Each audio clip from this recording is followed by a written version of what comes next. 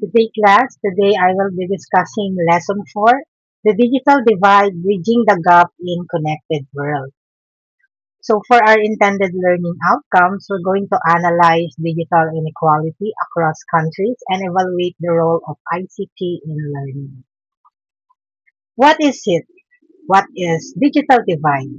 So digital divide refers to the gap between those who have reliable access to digital technology and the internet and those who do not. It's not only about owning devices or having internet access. It also involves differences in digital skills and the ability to use technology effectively. This divide can lead to greater inequalities in education, job opportunities, and social inclusion. The digital divide affects many areas of life. In healthcare, people with internet access can use telemedicine, while those without may delay treatment. In employment, connected individuals can apply for jobs and learn online, whereas others miss these opportunities. Socially, people with access stay connected through social media and video calls, while those without often face isolation. So this gap impacts education, jobs, health, relationships, widening existing inequalities. So it is not more than just access. It is not just about having a device or an internet connection. It also includes the gap in digital skills and the ability to use technology effectively. The stakes are high, so this divide can deepen existing inequalities in education, economic opportunity, and social participation. We have the different dimensions of the digital divide. For example, access gap. So the most fundamental divide, it is the most fundamental divide. It's about who can afford and physically connect to the internet. So since it is the most basic form of the digital divide, it's the literal divide between those who can and cannot physically connect to the internet due to factors like cost, infrastructure, and location. Essentially, it's about the fundamental inequality in who can afford and physically reach the digital world. So the global reality. Globally, this gap is significant. So in 2023, about 2.6 billion people, roughly one-third of the world's population, were completely offline. So the majority of these individuals lives in developing countries where the high cost of internet services and lack of necessary infrastructure make connecting a major challenge. Next gap is the skill gap. So this is the second major digital divide.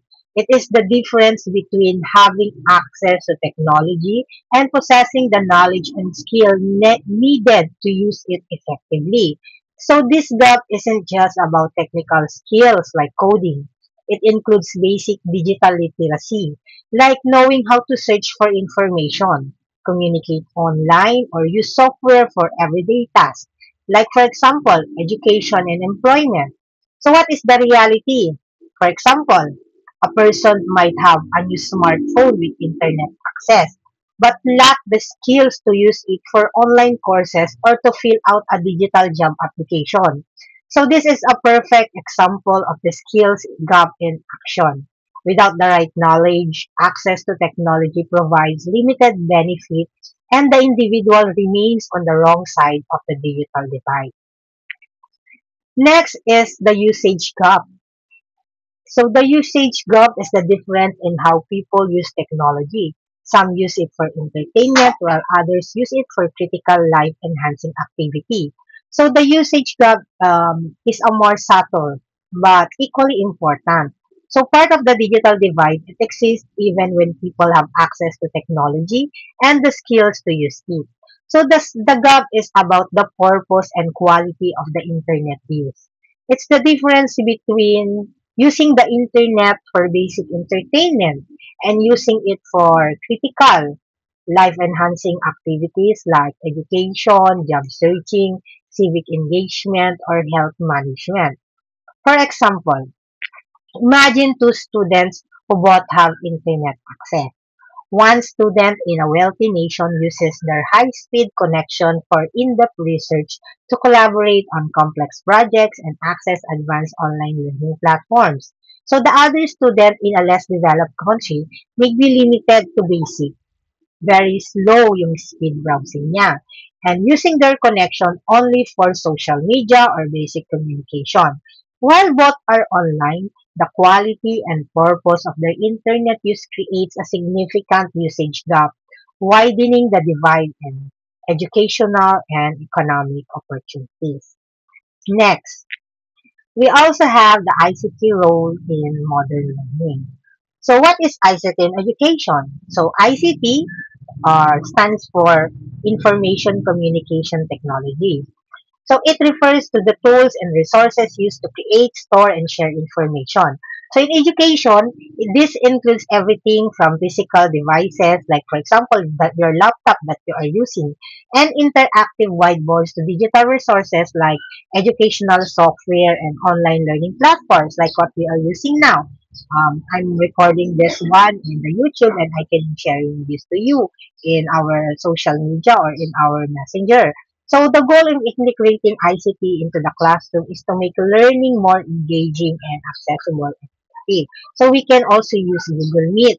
But since there will be some disruption of classes this week, that's why I recorded this para mapanood ninyo and at least the learning still continue. So promoting this is one way of promoting personalized learning. So one of the biggest benefits of ICT is its ability to support personalized learning. Gaya itong ginagawan ko ngayon. This is already a personalized learning. So this approach allows students to learn at their own pace, following a path that's tailored to their individual needs and interests. Like for example, a student who is excelling in a subject can be given more challenging material, while a student who is struggling can receive extra practice and support. So ICT also lets students explore subjects they're passionate about in greater depth, fostering a love for learning that goes beyond the classroom curriculum. And another example is that, for example, nahihirapan ka dun sa subject na yon. But since there are a lot of recorded videos or tutorials, you can easily watch that in YouTube and you can master those subjects easily as long as you put a lot of effort and a lot of time practicing. ICT role in modern learning. It enhances collaboration. It expands access to resources. So ICT tools like Google Docs, video conferencing, and online forums completely change how students learn by making collaboration easy. So these technologies allow students from different classrooms, schools, or even countries to work together on projects in real time. This is not only teaches them how to communicate and share ideas, but also exposes them to different perspectives, preparing them for a globally connected world.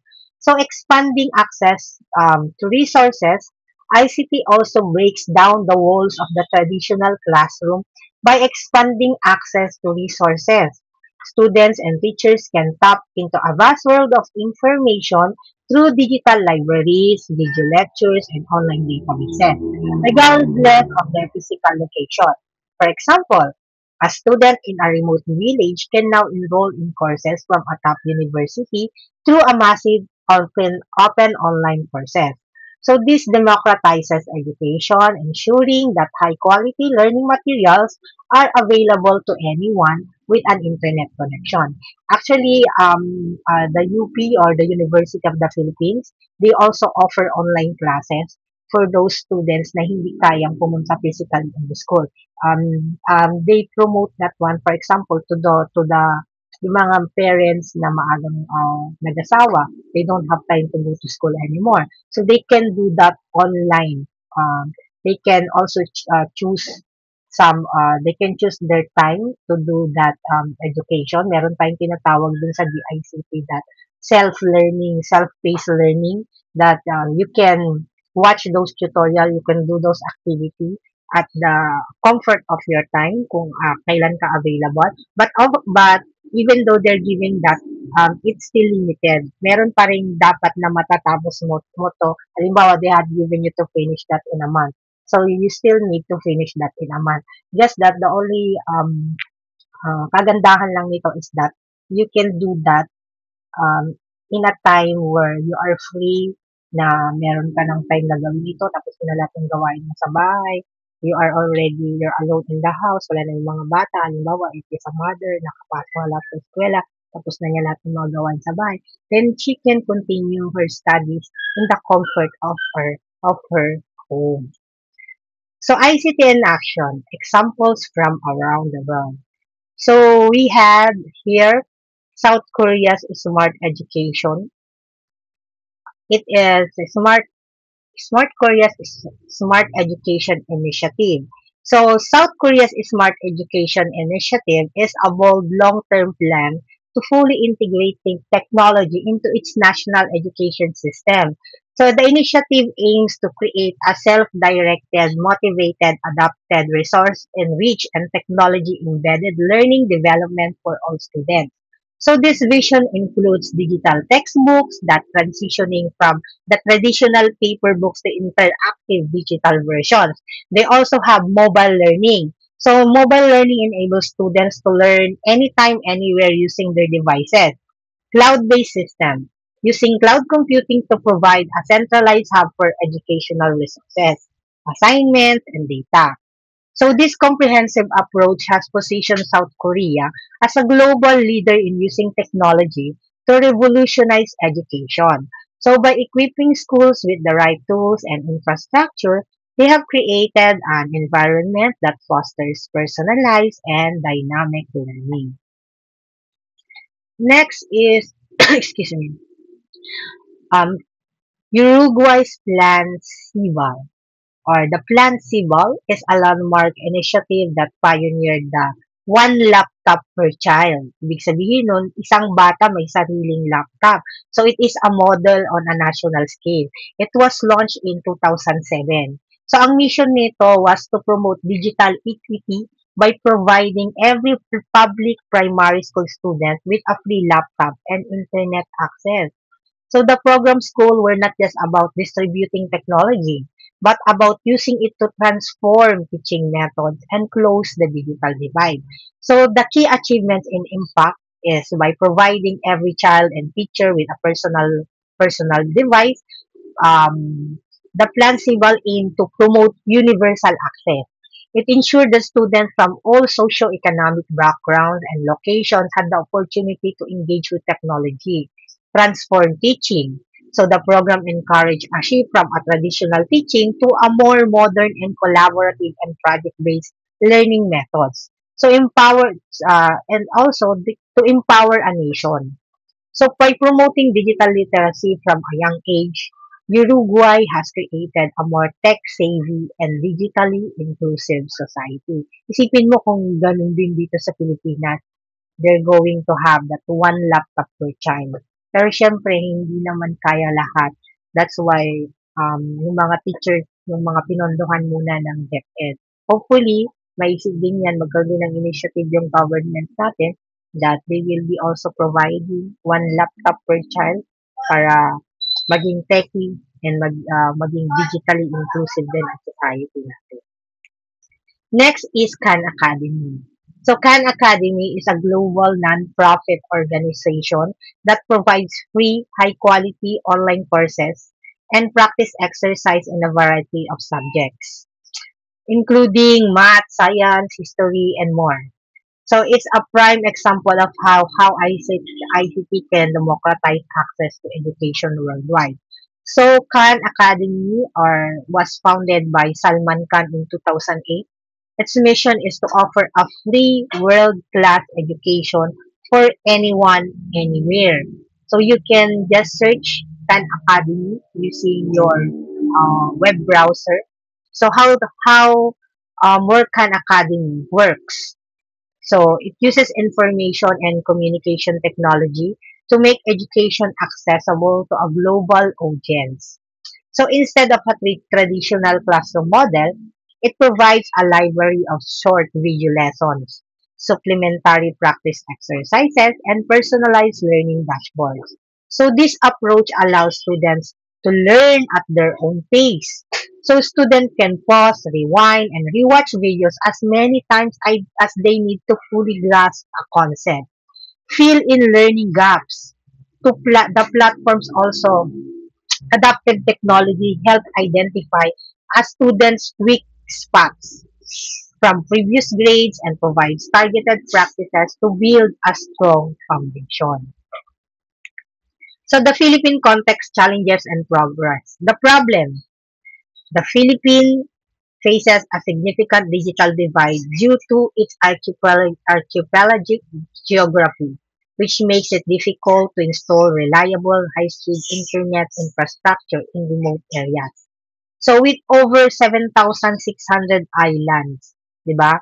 It's really incredibly difficult and expensive to lay the necessary infrastructure like fiber optic cables and cell towers to provide reliable high-speed internet in remote areas and rural areas.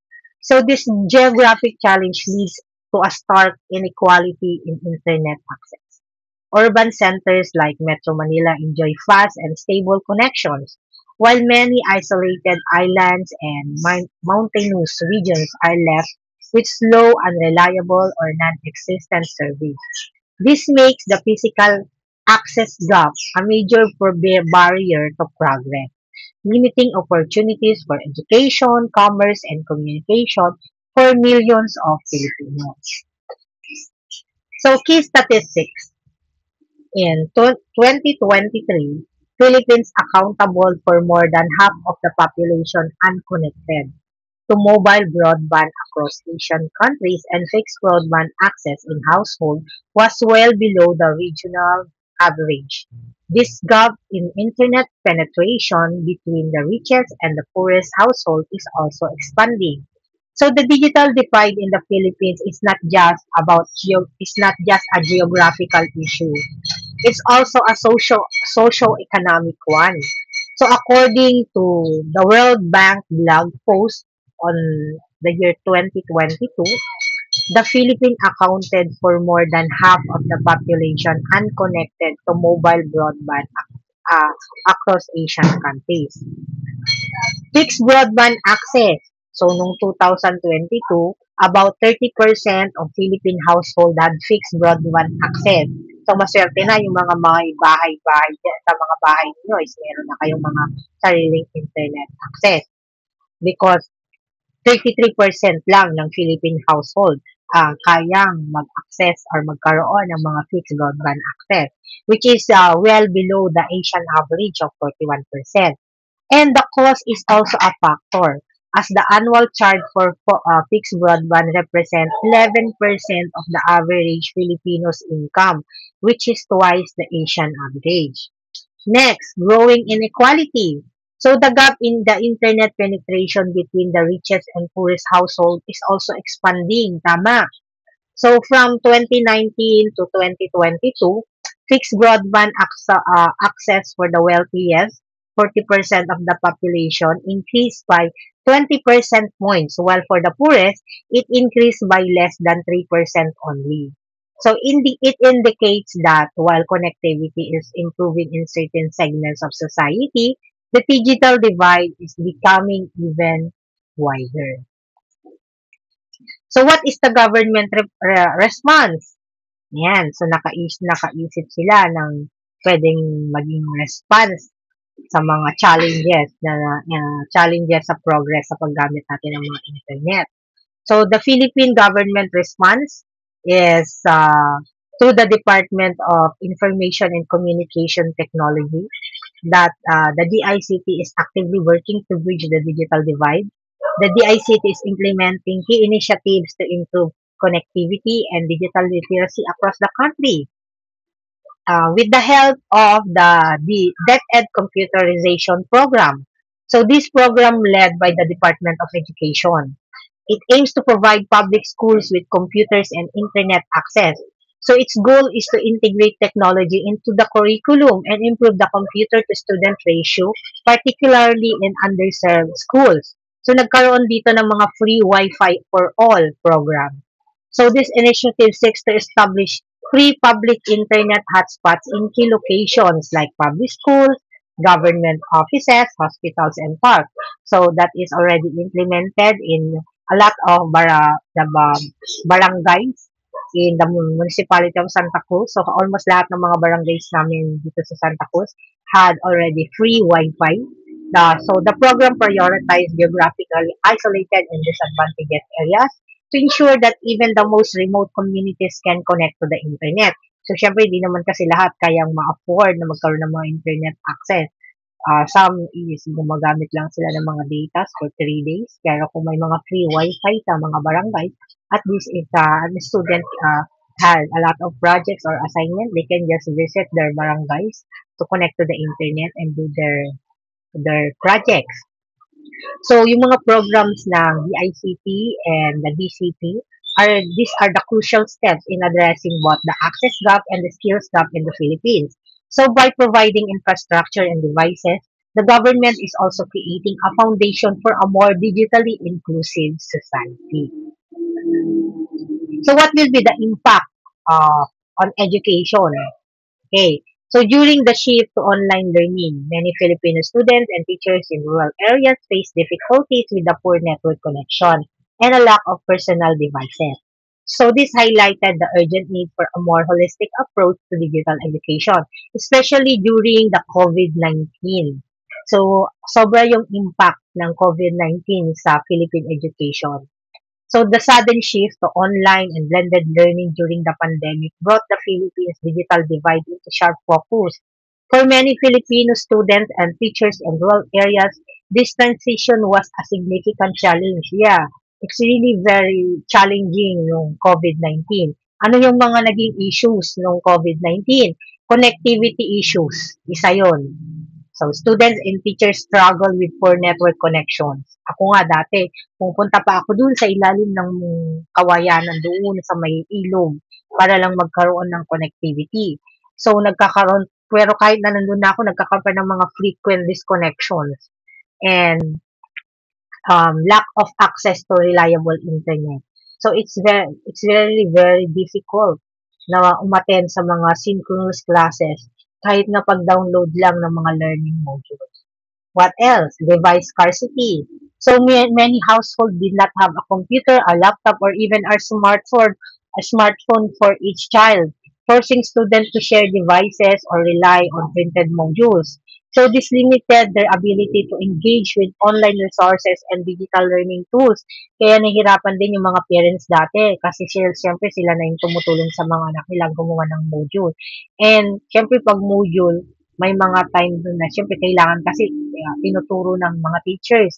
So yung mga teachers, they're trying to build the gap or the digital divide by recording lessons online. But the problem is that hindi naman lahat ng mga kabataan ng pandemic is may sariling computer, may sariling laptop, may sariling cellphone. So those difficulties highlighted the urgent need for a more holistic approach to digital education. Simply providing devices or internet access is not enough. So a successful strategy must address all three gaps: access, skills, and usage. So by investing in robust infrastructure, training teachers in digital pedagogy, and designing a curriculum that is adaptable to the unique challenges of the Philippine context. So the path forward, how ICT can help bridge the divide. So paano naman kaya makakatulong ang ICT para magkaroon ng ma-bridge natin or yung digital divide by promoting digital literacy and by providing affordable connectivity. So ICT plays a critical role in closing the digital divide by addressing these core components, di ba? Yung access, yung skills, and usage. So by leveraging innovative solutions and strategic initiatives, ICT can create a more inclusive and equitable digital landscape. So paano natin mapopromote yung digital literacy? So um, to tackle the skills gap, organizations are promoting digital literacy through targeted training programs. For example, like Ghana Code Club, which has a program called She Codes. So it teaches women and girls to use code and use AI tools, empowering them with knowledge to thrive. in digital economy. So by focusing on practical skills, these initiatives move beyond simple access and ensure that technology can be used for meaningful life-enhancing activities. Next is by providing affordable connectivity. So addressing the fundamental access gap requires new approach to infrastructures.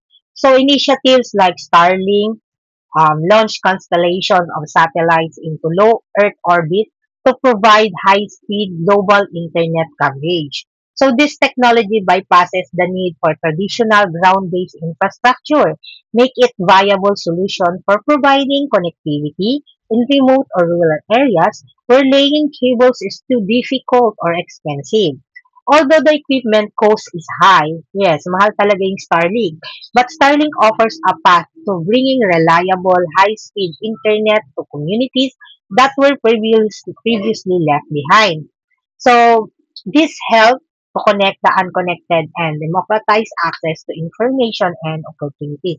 Yun yung mga yun yung mga kinakabit ngayon na nila Ferdinand Bongbong Marcos. Halimbawa sa Marawi, they already launched Starlink there para matulungan yung mga lugar na yon because very slow kasi ang connectivity doon. So nakakatulong yun sa pagtuturo sa mga bata and nagiging high speed na yung global internet nila doon. And affordable prices, pwede rin. Pero mahal, actually mahal yung Starlink. But since binigay siya ng government, nakakatulong na siya para magkaroon ng access yung mga remote areas dito sa Philippines.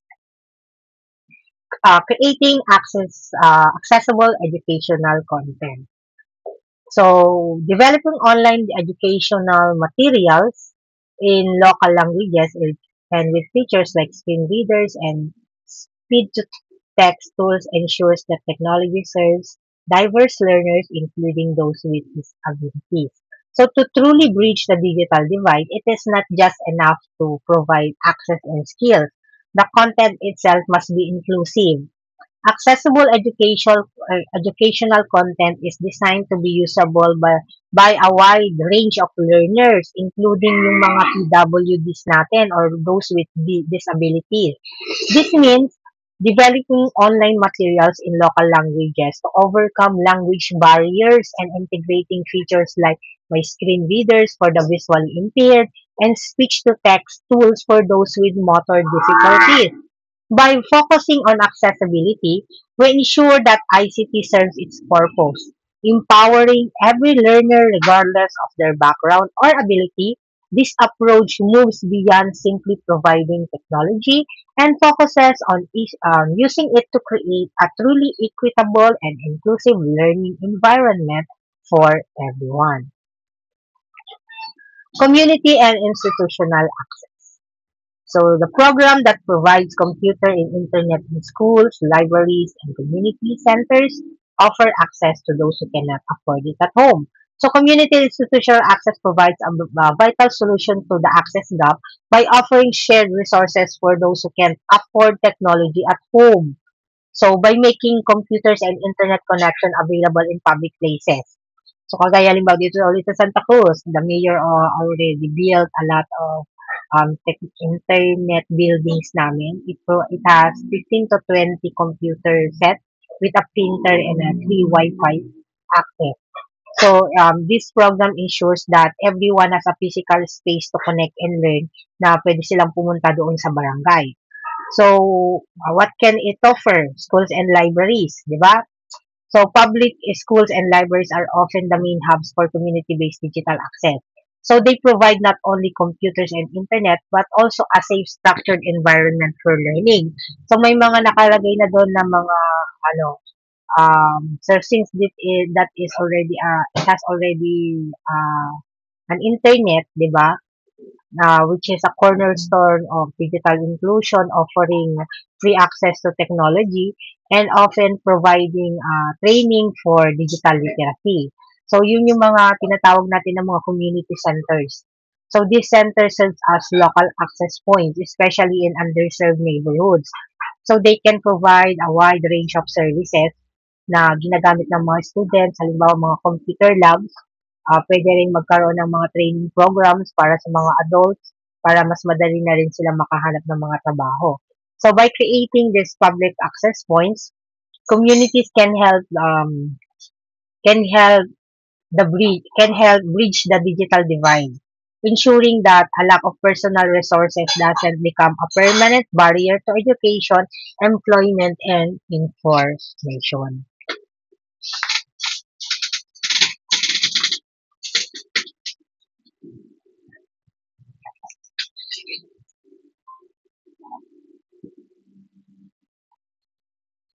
So community and institutional access program that provides tapos ko na pala yan.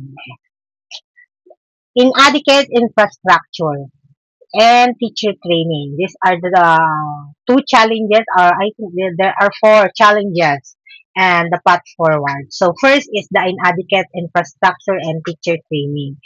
So ICT implementation in education faces major challenges. Isa na dito yung inadequate infrastructure. So many countries lack the reliable internet and power infrastructure needed to support widespread ICT use. So, many countries, syempre maraming mga countries, especially yung mga developing ones, talagang nagkakaroon ng lack ng fundamental infrastructure required for widespread ICT use. This includes unreliable internet access and inconsistent power supply. So, the high cost of deploying fiber optic cables or cellular networks in remote or rural areas make it difficult to provide reliable high-speed internet, even when connection is weak. They are often slow and unstable, which hinders the effective use of online learning platforms and digital resources. So without a stable foundation, the potential of technology in education cannot fully realize. Next, teacher training. So teachers need proper training and support to effectively integrate technology into their lessons, not just use it as a substitute for traditional methods. So, the teacher training, kahit na we have, even with the right tools, technology integration will fail without properly trained teachers. So, many educators lack the necessary digital literacy skills and pedagogical knowledge to effectively use technology to enhance their lesson. Often, technology is used as a simple replacement for traditional method using halimbawa, yung ginagamit ko ngayon, PowerPoint presentation, rather than I am writing in a whiteboard or in a blackboard.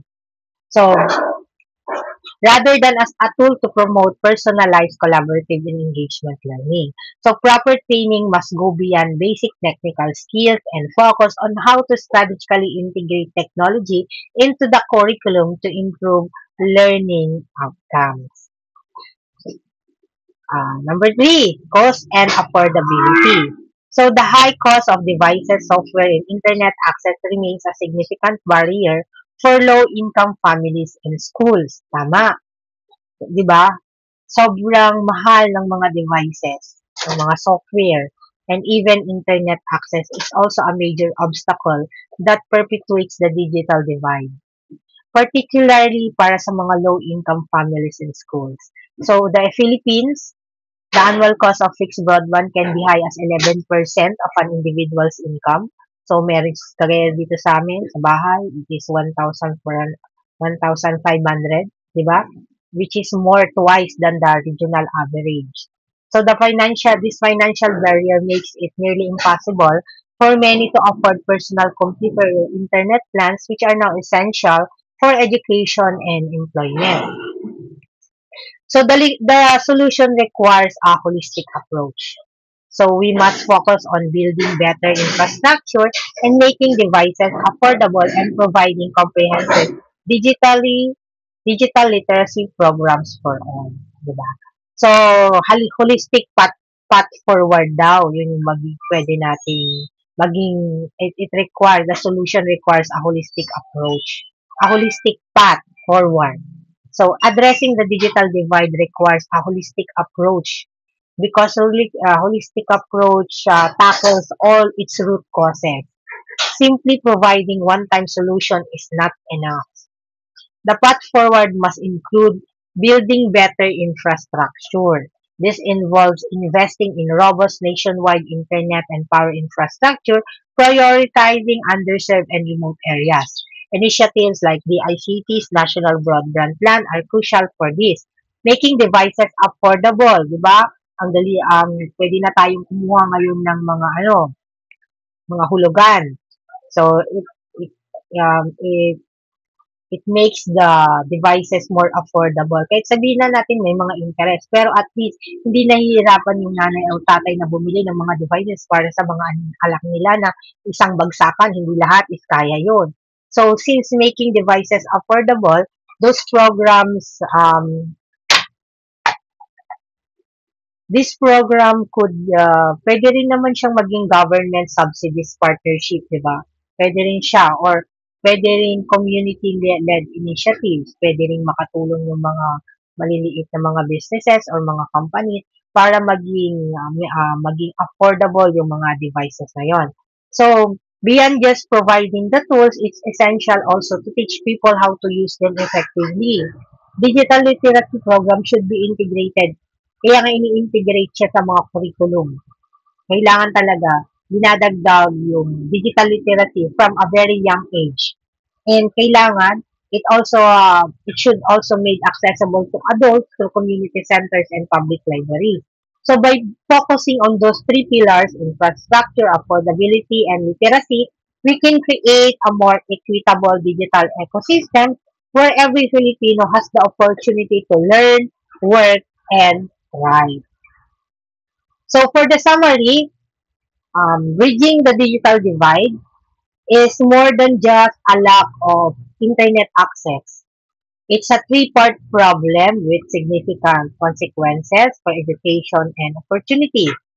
Um, the access gap is the most basic divide, where a lack of infrastructure and high cost prevent people from getting online even with access. The skill gaps keep many from using technology effectively, while the usage gap highlights the difference between using technology for entertainment versus for critical life enhancing activities. So while ICT has the power to promote personalized learning, enhance collaboration, and expand access to resources, the Philippines faces unique challenges due to its geography, which makes it difficult to provide reliable and affordable connectivity. So the government efforts through programs like the DepEd Computerization Program, the free Wi-Fi for all, are the steps in the right direction, but they are not enough on their own. So during the COVID-19 pandemic, it made it clear that a holistic approach is needed, one that addresses infrastructure, affordability, and digital literacy all at once. Ultimately, bridging the digital divide is about more than just technology. It's about building a more equitable and inclusive future for all. So as we work together to connect every student, we are not just giving them a tool, we are giving them a passport to a world of knowledge, opportunity, and endless possibilities. Sabi nga ni Eleanor Roosevelt, the future belongs to those who believe in the beauty of their dreams. So that's end my discussion. So for the references, these are my references. So if you have any questions or any clarification, you can just send messages in our group messages, and I or you can approach me in the school during your free time and my free time. So I think that's the end of discussion, and thank you for watching and listening. Have a blessed day, everyone.